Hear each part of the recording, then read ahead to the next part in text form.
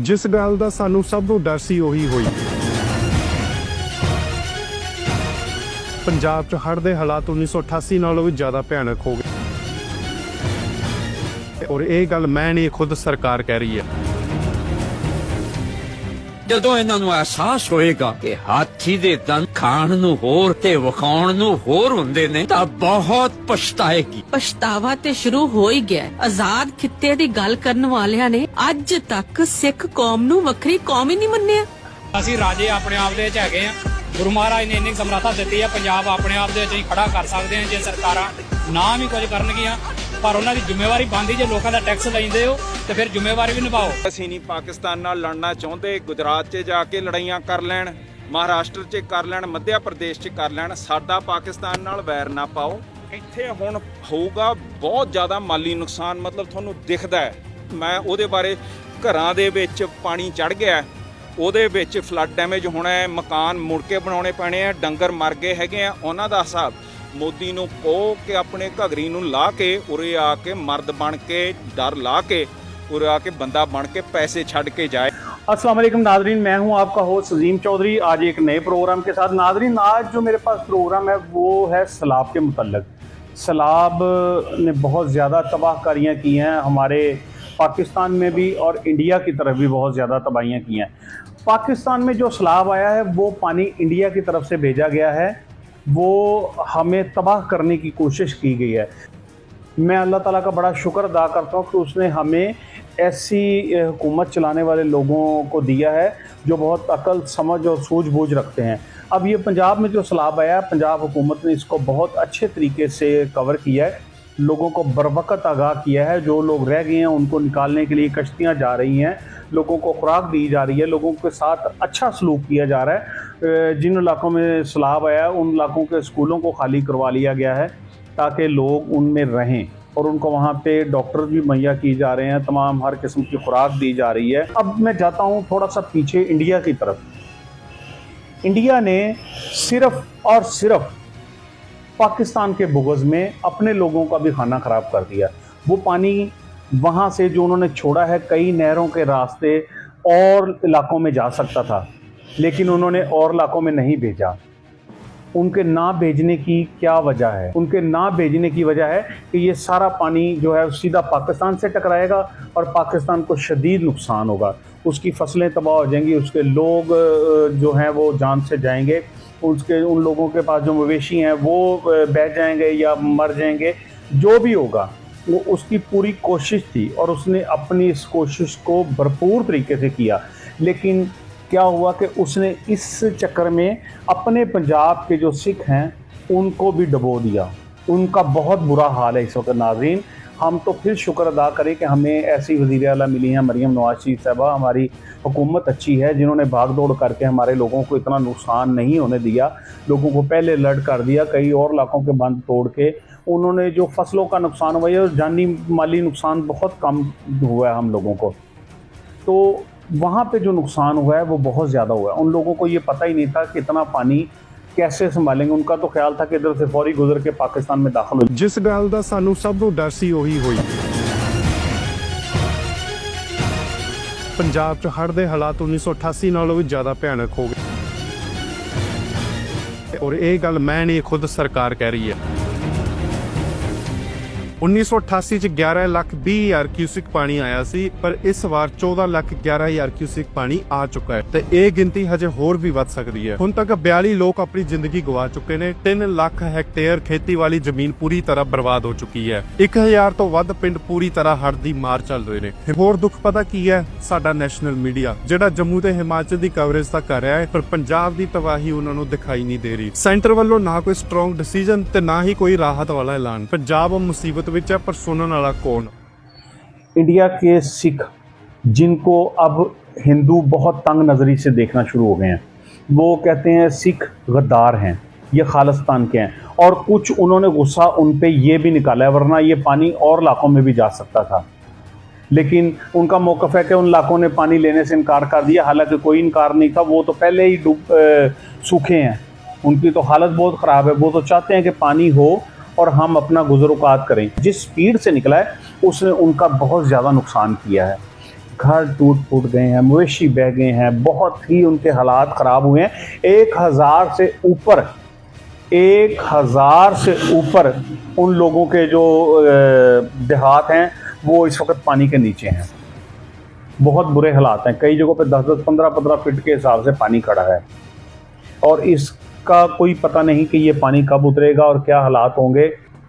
उनकी सोच से ज़्यादा नुकसान हो चुका है। और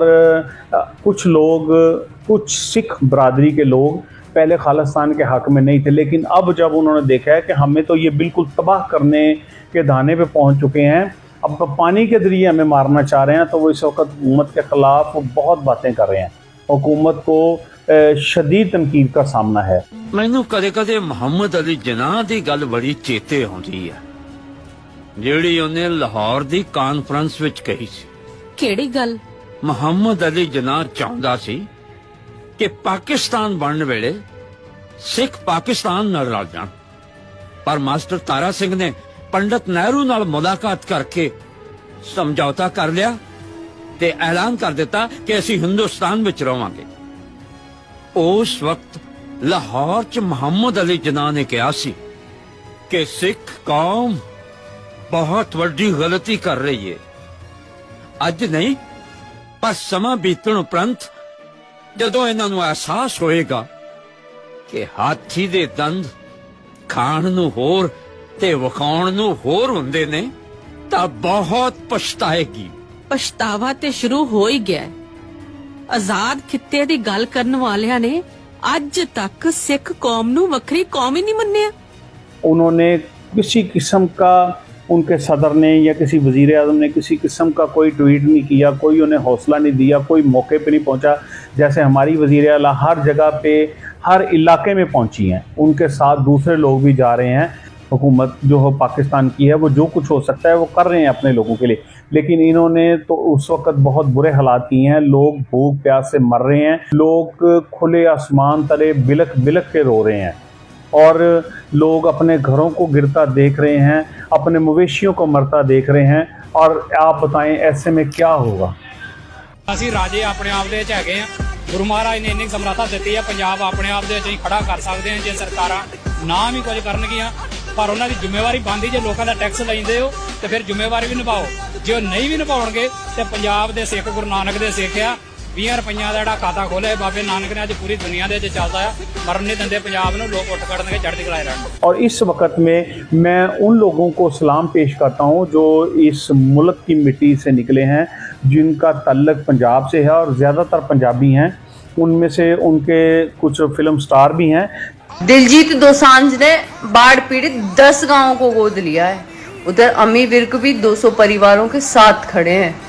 एक तरफ गुरु रंधावा भी किसी से पीछे नहीं है, वो भी मदद के लिए आगे खड़े हैं। और भी कई पंजाबी इंडस्ट्री के सुपरस्टार्स हैं जो बाढ़ पीड़ित लोगों की मदद के लिए आगे खड़े हैं। इनमें से मैं सबसे पहला नाम लेना चाहूँगा दिलजीत दोसांझ। ये एक सिंगर भी है और फिल्म स्टार भी है। ये बहुत फेमस शख्स हैं और इनकी बहुत सी फिल्में अच्छे मार्जिन से चल रही हैं। उन्होंने 20 देहात की जिम्मेदारी ली है कि 20 देहात में मुकम्मल तरीके से जो भी काम होगा वो मैं करवाऊँगा।